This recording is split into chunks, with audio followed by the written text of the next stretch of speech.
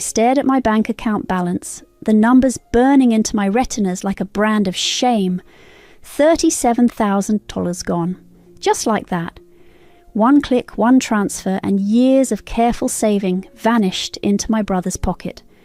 But it wasn't the missing money that made my hands shake. It was the Instagram post I'd just discovered. There was Cameron, my precious baby brother, draped across the hood of a brand new Tesla, wearing what looked like a $3,000 jacket. That car cost more than what I gave him. And it wasn't the only post like that. My name is Danielle, and I've spent my entire life being the responsible one, the reliable one, the boring one, according to my mother. While Cameron got to be the family genius, the golden child, the next Mark Zuckerberg. "It's just a temporary loan, sweetie," Mom had said 3 months ago, her perfectly manicured hands clasped around mine. "Your brother's app is going to revolutionize healthcare. You want to be part of his success story, don't you?" I'd sat there at our family dinner table, pushing around the remains of my mother's overcooked pot roast, feeling the weight of their expectations crushing me. Dad wouldn't meet my eyes, focused intently on his plate. Cameron leaned back in his chair, that familiar confident smirk playing on his lips. "The investors are practically fighting each other to get in," Cameron had declared, waving his hand dismissively.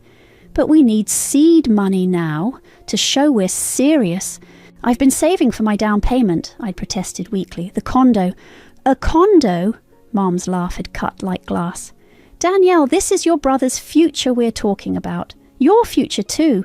When the app takes off, he'll pay you back double, triple even." "I don't know. You always do this." Mom's voice had turned sharp, familiar disappointment etching lines around her mouth. "Every time your brother needs support, you hesitate. Remember his graduation party?" I'd flinched. Of course I remembered. I'd been saving for a car, but Cameron needed a proper celebration. $3,000 for one night. My car fund disappeared into chocolate fountains and a DJ. "The transfer can be done right now," Cameron had said, sliding his phone across the table. "I've already got the account details ready." My fingers had hovered over the screen. "All of it?" "Every penny," Mom confirmed. "Show your brother you believe in him." Now, 3 months later, I clicked through more of Cameron's social media. Designer clothes, exclusive clubs, a weekend trip to Miami. Each post felt like a slap in the face. My phone buzzed. Rachel, my roommate. "You okay?" her text read. "You've been staring at your phone for an hour." I walked out to our tiny living room where Rachel sat cross-legged on our second-hand couch. Without a word, I showed her Cameron's Tesla post. "Holy shit," she whispered. "Is that—" "Yep, my down payment fund at work. But he said it was for development costs, servers and programming," and I laughed, but it came out more like a sob. "Apparently development costs include Gucci loafers." Rachel grabbed my phone, scrolling furiously. "This is fraud, Danny, like actual fraud." Try telling my mother that. She'd say he deserves nice things because he works so hard. On what? Has anyone even seen this miraculous app? I sank onto the couch beside her. "He keeps saying it's in stealth mode until launch. Mom and Dad eat it up. They always have." Rachel's face darkened. "Like your college graduation," I winced. The day I'd graduated summa cum laude in accounting, Cameron had announced he was dropping out to pursue his entrepreneurial dreams. Guess which topic dominated dinner? "I can't believe I fell for it again," I whispered. "I knew better. I knew, and I still—" "Stop," Rachel grabbed my shoulders. "This isn't your fault. They manipulated you. They always do." My phone buzzed again. "Mum?" "Cameron's having a launch party next week, black tie. He says you haven't RSVP'd yet. Don't you dare embarrass him by not showing up." I showed Rachel the message. Her eyes narrowed. "Launch party? For an app that doesn't exist?" "Probably invited investors," I said numbly. "More people to scam." Rachel was quiet for a long moment. Then she looked at me, something dangerous glinting in her eyes. "You know what? You should definitely go to that party." "Why?" She smiled grimly. "Because it's time everyone saw exactly what their golden boy has been doing with your money." I stared at her, my heart beginning to race. For the first time in weeks, I felt something other than shame. I felt anger. "Start with the bank statements," Rachel said, spreading papers across our coffee table. "If he's been this careless on social media, imagine what his transaction history looks like." I'd spent the morning at my bank, requesting 3 months of detailed statements for the account I'd transferred money to. The teller had given me a strange look when I'd asked for copies of every single transaction, but I didn't care anymore. "Look at this," I pointed to a series of charges. 4,000 at Louis Vuitton, 3,000 at some club called Azure, 2,000 at a jet ski rental? Rachel whistled. "He's not even trying to hide it." "Because he never thought I'd check," I said, my voice hardening. "He assumed I'd just sit quietly like always." We spent the next hour creating a spreadsheet, categorizing every expense: luxury items, entertainment, travel. The numbers were staggering. "Hold up," Rachel said suddenly, squinting at her laptop screen. "I found his LinkedIn. Says here he's the CEO and founder of HealthSync Technologies." I leaned over her shoulder. "That's supposedly the company developing the app." "Yeah, well, I just searched the business registry. No company by that name exists. Not in this state, not anywhere." My stomach lurched. "What? He never registered the company, Danny, which means there is no company." The words felt like acid in my mouth. "It's all fake." Rachel's fingers flew across her keyboard. "His website's just a landing page, no actual content. And look at this, the team photos. They're stock images. I found the same ones on Shutterstock." I grabbed my phone, hands shaking as I pulled up the launch party invitation Cameron had sent. "Join us for the revolutionary launch of HealthSync, the future of digital healthcare. He's inviting actual investors to this thing." "That's securities fraud," Rachel said grimly. "He's soliciting investments for a fake company." My phone buzzed. A text from Mum.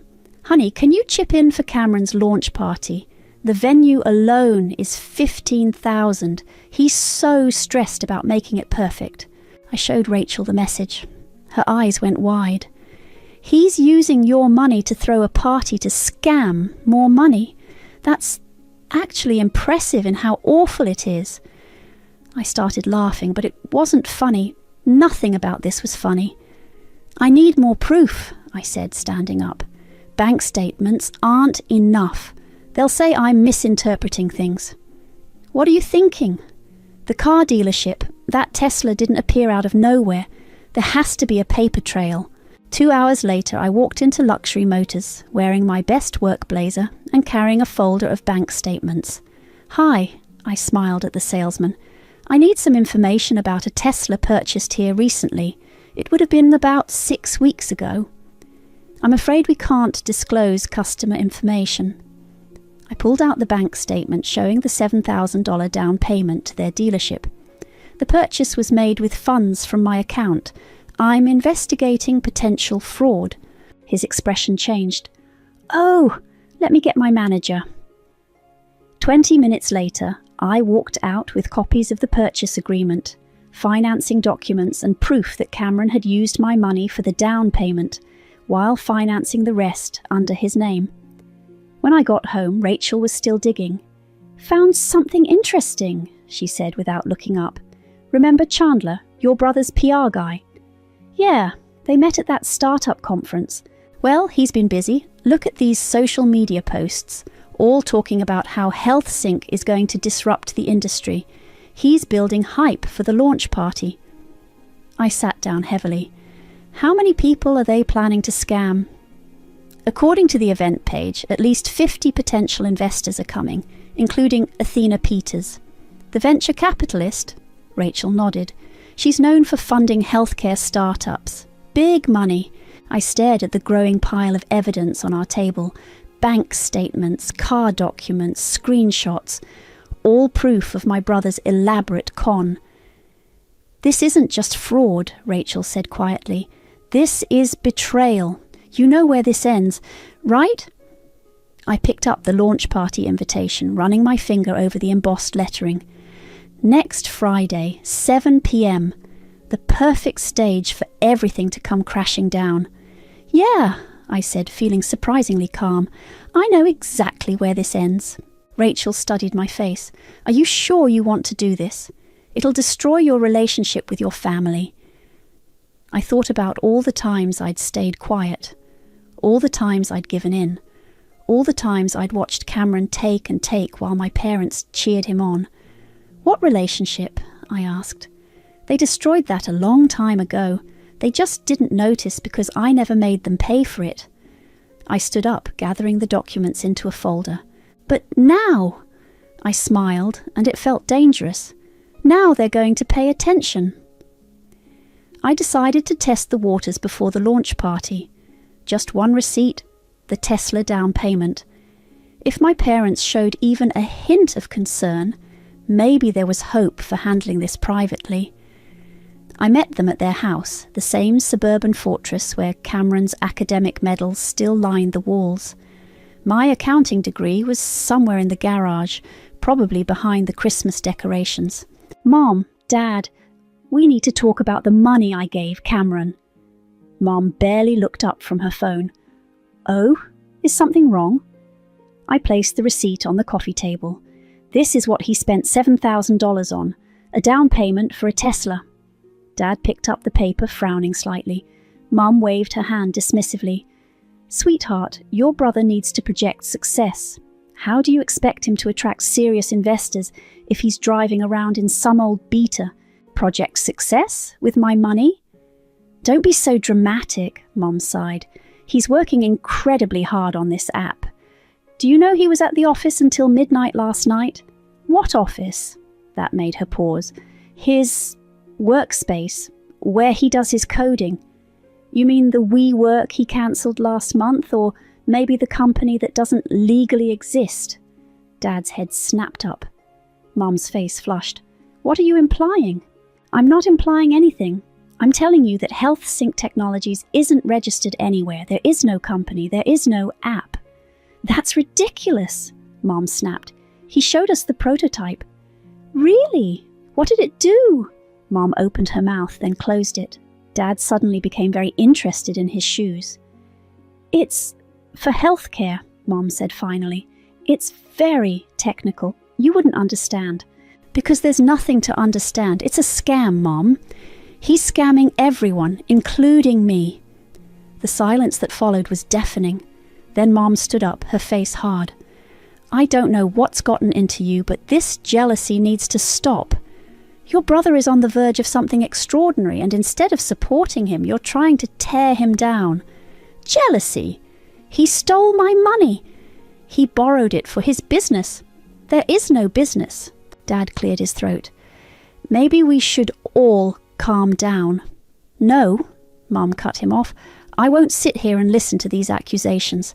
Cameron worked hard to get where he is. Just because you chose a conventional path doesn't mean you get to diminish his achievements." I laughed, and the sound surprised even me. "Achievements? Like dropping out of college? Like lying to investors? Like spending my savings on designer clothes?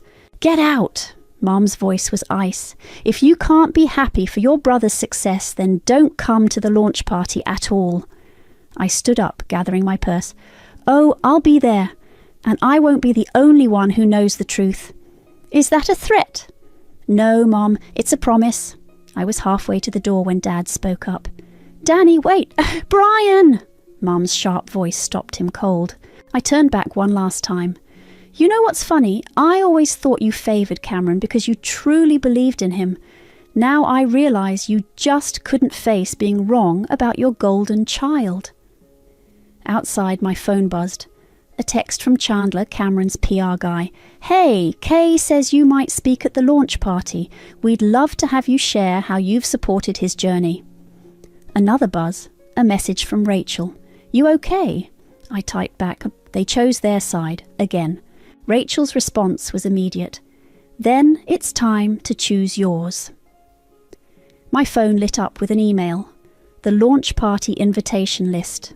53 confirmed attendees, including Athena Peters and several other major investors. I scrolled through the names, my resolve hardening with each one. These people needed to know the truth, not just about the fake app, but about all of it, the lies, the manipulation, the fraud. Rachel was right. This wasn't just about my revenge anymore. This was about stopping Cameron before he could scam more people. My phone buzzed again. Cameron this time. "Hey sis, Mom said you're being weird about the Tesla. Don't worry, once we launch, you'll get your money back times 10. Love you." I stared at his message, at the casual confidence of someone who'd never faced consequences. "Looking forward to the launch," I typed back. "I've got something special planned." Because I did. Something very special indeed. Rachel and I had spent hours preparing the presentation. Bank statements, social media posts, fake company documents, all meticulously organised. Cameron wanted me to speak at his party. Fine, I'd speak. And for once in my life, everyone would have to listen. You need something that screams, "Don't mess with me," but also says, "I'm a professional who knows exactly what she's talking about," Rachel declared, rifling through the racks at Nordstrom. I'd never spent this much time shopping for a single outfit. But Rachel was right, appearance mattered, especially for what I was about to do. "Here," she pulled out a black dress with sharp lines and subtle power shoulders. "Try this." In the fitting room, I barely recognized myself. The dress was perfect, sleek, authoritative, with just enough edge to make a statement. No more invisible older sister. "That's the one," Rachel nodded. "Now, shoes, something that'll make noise when you walk to the podium." We found red-bottomed heels on clearance. Still expensive, but worth it. The click they made against the floor sounded like a countdown. Back home, we spread everything across my bed, the dress, the shoes, a folder containing every piece of evidence, and a USB drive with the presentation. "Let's rehearse again," Rachel said, sitting cross-legged on my floor. "Remember, you need to control the narrative from the start." I stood straight, imagining the crowd before me. "Thank you all for coming tonight. My brother asked me to share how I've supported his journey. So, let me tell you exactly how I've supported HealthSync Technologies." "Good," Rachel nodded. "Then what?" "Then I show the first slide, my bank statement with the transfer highlighted, follow it with Cameron's spending spree timeline, end with proof that HealthSync was never registered. And if someone tries to interrupt, keep talking. The microphone will be live and everything will be projected on the screen behind me. They can't stop what everyone's already seeing." Rachel checked her phone. "Chandler's still posting hype about the launch. Listen to this. Tomorrow night, HealthSync revolutionizes healthcare forever. Limited investor spots remaining." "He's still trying to bring in more victims," I said, checking my own notifications. "Mum's been calling all morning." "Don't answer. You can't risk them suspecting anything." A new email popped up from Athena Peters' office confirming her attendance. My hands shook slightly as I read it. "What if I'm wrong?" I whispered. "What if somehow there is an app and I'm about to destroy everything for nothing?" Rachel stood up and grabbed my shoulders. "Danny, stop. We've seen the evidence. There's no company registration, no development team, no prototype. Just your brother spending your money on luxury cars and designer clothes." "I know, but..." "No buts. Remember last Christmas when Cameron announced he was dropping out of college to pursue his dreams and your parents acted like he'd won a Nobel Prize?" I nodded. "And then 10 minutes later, when you mentioned your promotion at work, what did your mum say?" I swallowed hard. "At least one of my children is willing to settle for ordinary." "Exactly. They've been gaslighting you your whole life, making you doubt yourself while Cameron could do no wrong. That stops tomorrow." My phone buzzed again. A text from Cameron. "Can't wait to see you tomorrow night. Wear something nice. Investors will be there." Rachel read over my shoulder and snorted. "Oh, we'll give them something to see, all right." We spent the next hour going through the presentation one final time. Every detail had to be perfect. The bank statements were organised chronologically. The social media screenshots were time-stamped. The business registry searches were documented. "One last thing," Rachel said, pulling out a small box. "Got you something." Inside was a delicate silver necklace with a small sword pendant.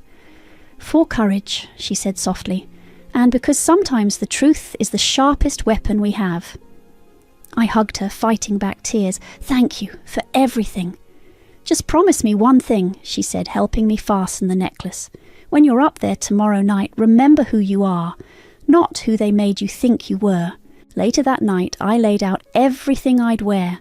The black dress, the heels, the necklace, my armour for battle. My phone lit up with one final text, from Dad. "I know something's wrong," it read.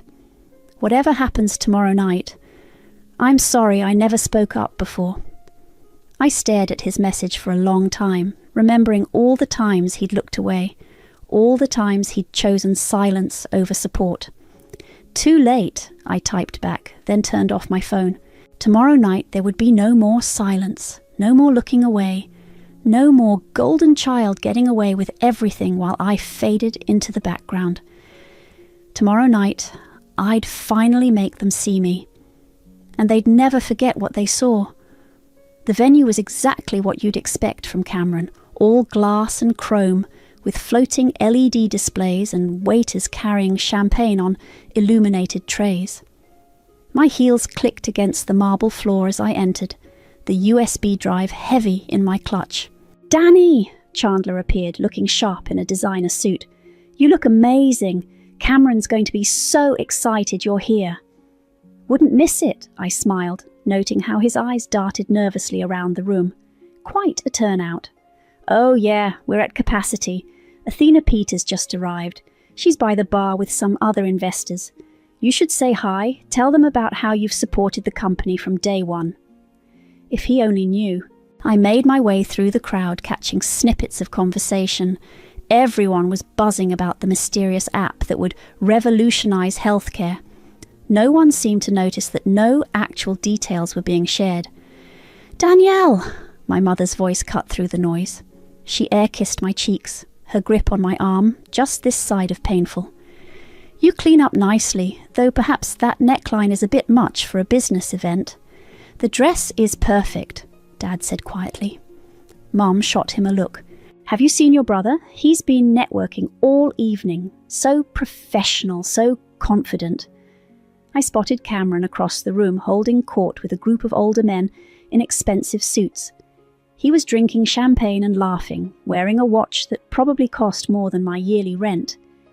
"Excuse me," I said, pulling away from Mom's grip. "I need to check something with the AV team." I found the tech booth where Rachel's friend Marcus was working. We'd paid him extra to ensure nothing could interrupt the presentation. "All set," he whispered, showing me the laptop. "Your slides are loaded and backed up. Once you start, only you can control them with this remote." "Thanks. And the microphone?" "Primary mic will be hot the whole time. They can't cut it without killing the entire sound system." I checked my phone. 20 minutes until Cameron's big moment. "Danielle?" A sharp, professional voice called out. I turned to find Athena Peters herself, elegant in a tailored pantsuit. "Your brother speaks highly of you, says you're integral to the company." "Really?" I smiled. "Did he mention exactly how I contributed?" "He's been surprisingly vague about everything," she said, her eyes narrowing slightly. "I assume you'll be more specific during your speech." "Oh yes, very specific." She studied me for a moment, then handed me her card. "Call me tomorrow. I have a feeling we should talk."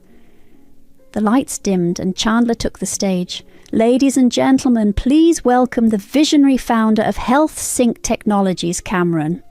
Applause erupted as my brother bounded onto the stage, every inch the charismatic tech entrepreneur. I moved closer, positioning myself near the steps. "Thank you all for coming tonight," Cameron beamed. "I know many of you have been wondering about our revolutionary app. Tonight, we finally pull back the curtain." He launched into his pitch, full of buzzwords and promises, but zero substance. The crowd ate it up. Mom was practically glowing with pride. But before we reveal more, Cameron continued, I want to acknowledge someone special, someone who believed in this dream from the very beginning, my amazing sister, Danielle. Without her support, none of this would be possible. He turned toward me, extending his hand. Danny, would you come up here? Tell everyone how you helped make HealthSync a reality. The spotlight found me. This was it. No turning back.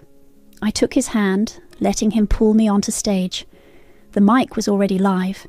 Thank you, Cameron, I said, my voice steady. You're right, none of this would be possible without my support. In fact, let me show everyone exactly how I supported HealthSync Technologies. I clicked the remote. Behind me, my bank statement appeared on the massive screen, the $37,000 transfer highlighted in angry red. Cameron's smile flickered. In the audience, Mum's champagne glass stopped halfway to her lips. It's a funny story, actually, I continued, clicking to the next slide, Cameron's Tesla purchase agreement, about how a healthcare app somehow required a luxury car for development. The room had gone completely silent. I could hear Cameron's breathing getting faster beside me. But wait, I smiled, channeling every fake sweet tone my mother had ever used. There's more. So much more. I caught Athena's eye in the crowd. She gave me the slightest of nods.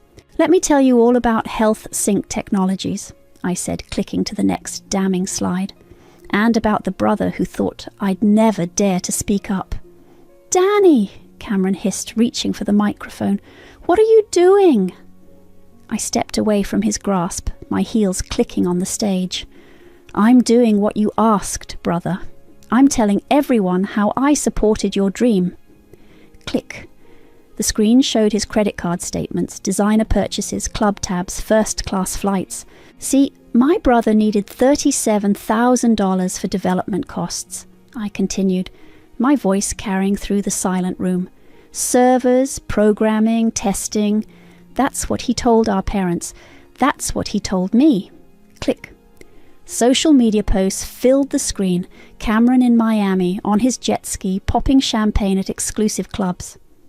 Interesting development strategy, wouldn't you say? Someone in the crowd gasped. Phones were out, recording everything. Chandler was frantically typing on his phone, probably trying to damage control. But maybe I'm being unfair, I said, pacing the stage. Maybe all this luxury spending was necessary for networking, for making connections. So let's talk about the actual company. Click. The business registry search results appeared. HealthSync Technologies doesn't exist. It was never registered. There is no company. There is no app. There never was. That's enough. Mom stood up, her face flushed. You're just jealous. No, Mrs. Francis, Athena Peters' voice cut through the chaos.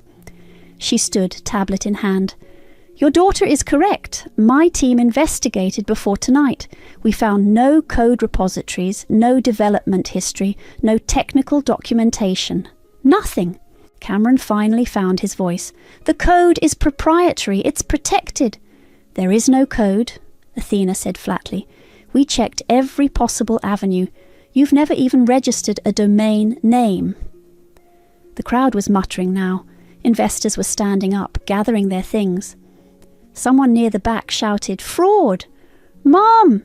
Cameron turned to our mother, his voice cracking. Tell them about the prototype I showed you. Mom faltered. He showed us. It was very technical. What did it do? I asked quietly. What exactly did this revolutionary app do? Silence. Click. The final slide appeared, a compilation of Cameron's social media posts bragging about investor meetings, alongside bank records showing how he'd spent my money. My brother is very good at telling stories, I said, turning to face the crowd. He told our parents he was a tech genius. He told me he needed my life savings for development. He told all of you he had the next big healthcare innovation. I pulled out the USB drive, holding it up. But unlike my brother, I believe in proof. Everything I've shown tonight is documented here. Bank statements, purchase records, business registry searches, social media timestamps. The complete story of how Cameron Francis tried to scam investors using his sister's stolen money. You bitch! Cameron lunged for me, but security was already moving. 2 guards grabbed his arms as he thrashed. You're ruining everything. No, I said calmly. You did that yourself. The room erupted into chaos. Investors were demanding answers. Phones were flashing. Mum had collapsed into a chair, Dad hovering helplessly beside her. Athena Peters approached the stage, her heels clicking like gunshots. I've already contacted the SEC, she said, loud enough for everyone to hear. They'll be very interested in this attempted securities fraud. Please, Chandler stepped forward. This is all a misunderstanding. Save it for the investigators. Athena cut him off. She turned to me. Miss Francis, I trust you'll make those documents available to the authorities. I nodded, watching as security escorted my struggling brother toward the exit. He was still shouting, but his words were drowned out by the angry crowd. Danielle! Mom's voice, broken and small. How could you do this to your brother? I looked at her, really looked at her, maybe for the first time in my life. She seemed smaller somehow, her carefully maintained facade crumbling. How could you do this to me? I replied. I walked off the stage, past the murmuring crowds, past the flashing phones, past my sobbing mother and silent father. My heels clicked against the marble floor, each step feeling lighter than the last. Outside, the night air was cool on my face. Rachel was waiting by her car, exactly as planned. You did it, she said softly. I did. How do you feel? I touched the sword pendant at my neck, thinking about the years of silence, of giving in, of staying quiet to keep the peace. Free, I said. I feel free. Behind us, the venue doors burst open as people streamed out, phones to their ears, voices raised. I could hear fragments of conversations. Total scam, calling my lawyer. Can't believe we almost invested. Rachel started the car. Ready to go?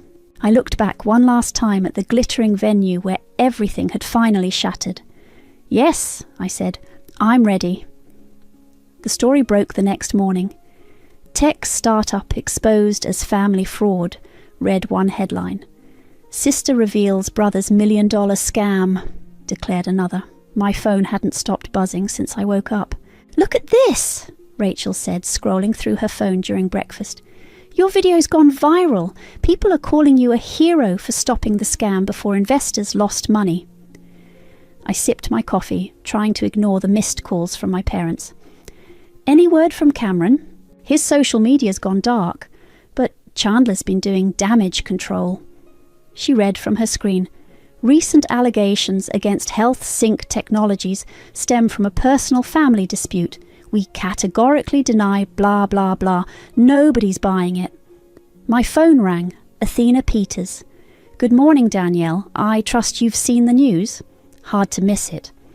The SEC is very interested in your documentation. Would you be willing to meet with them today? I agreed to a meeting at her office.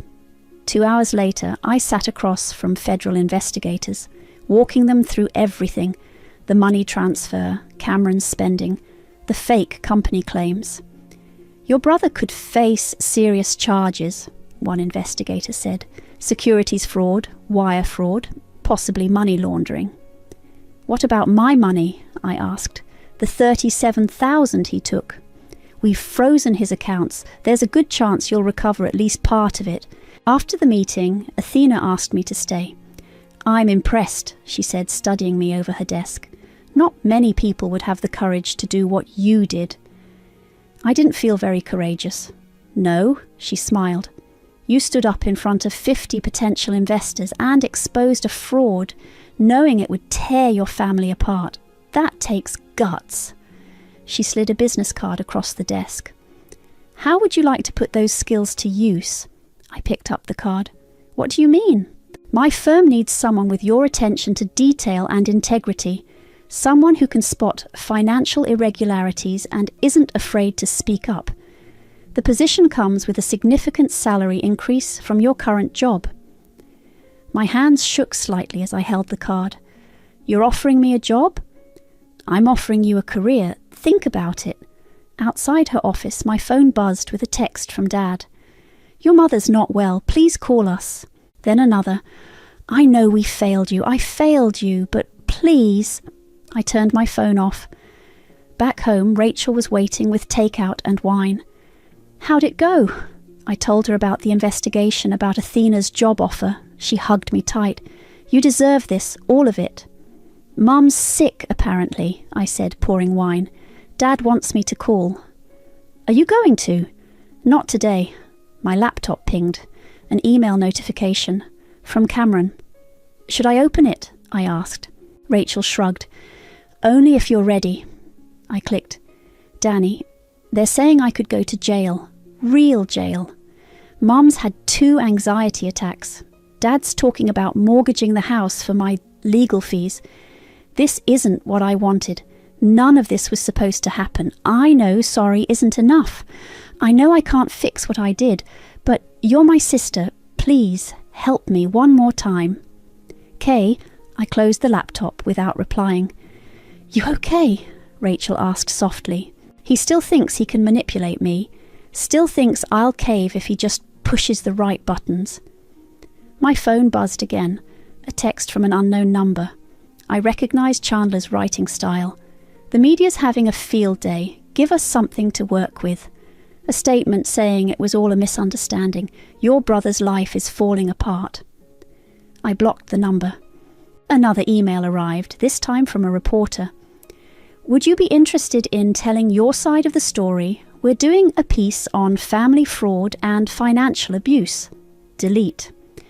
It's never going to stop, is it? I asked Rachel. It will, eventually. But first, she handed me an envelope.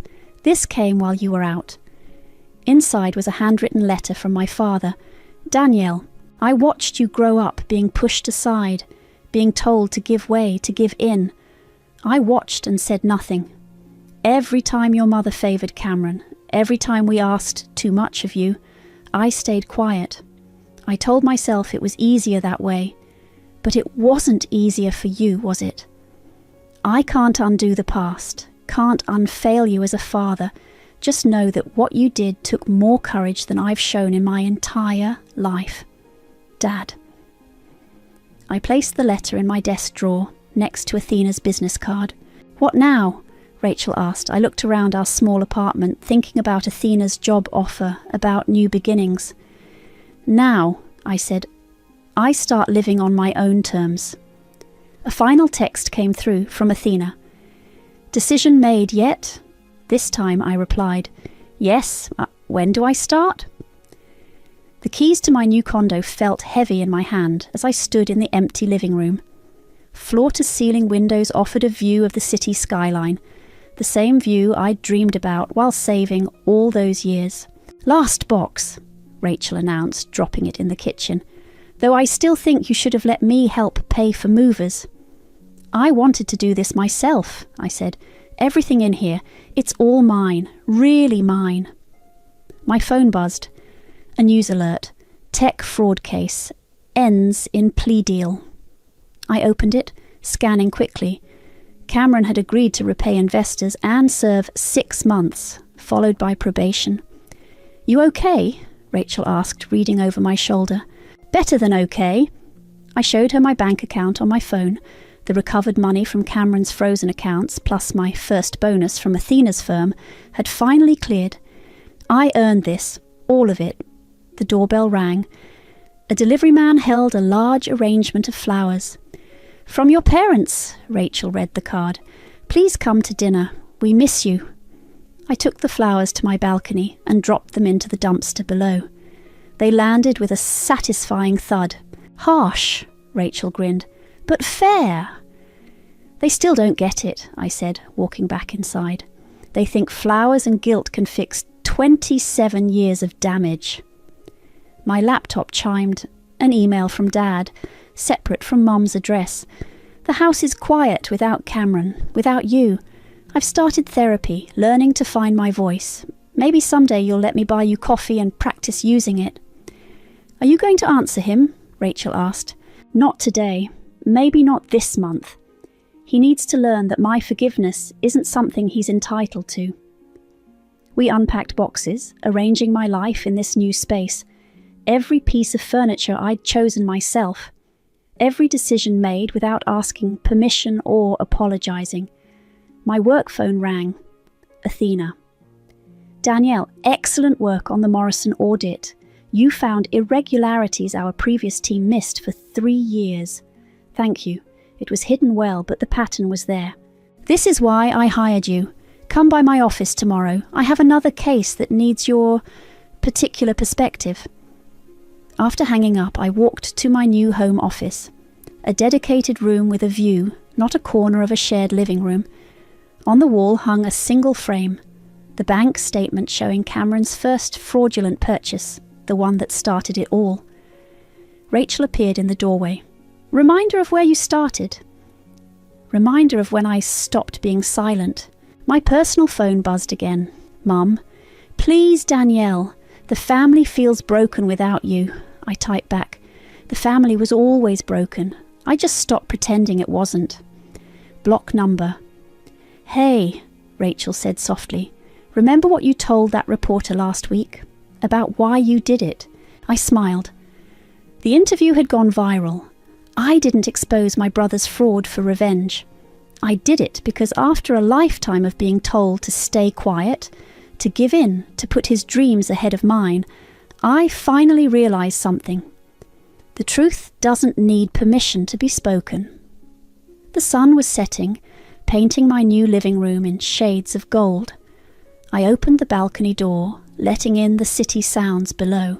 "You know what's funny?" I said to Rachel.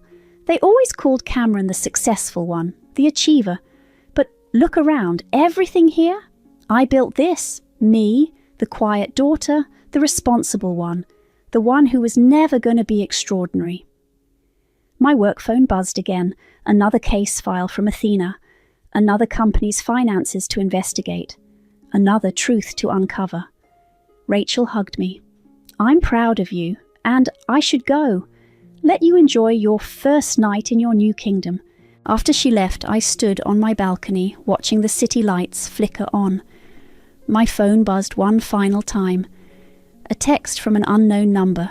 Cameron using someone else's phone. "I'm sorry, really sorry. Not because I got caught, because I hurt you. When I get out, I want to make it right." I didn't block this number, didn't respond either. Just let the words sit there, acknowledging them without letting them control me. Below, the city hummed with life. My city now, seen from my balcony, paid for with my truth. Tomorrow I'd go to work, find more frauds, speak more truths. Tonight, though, I just stood there, feeling the weight of silence finally lift from my shoulders. They'd raised me to be quiet, then punished me when I finally spoke. But here's the thing about finding your voice. Once you do, no one can ever silence you again.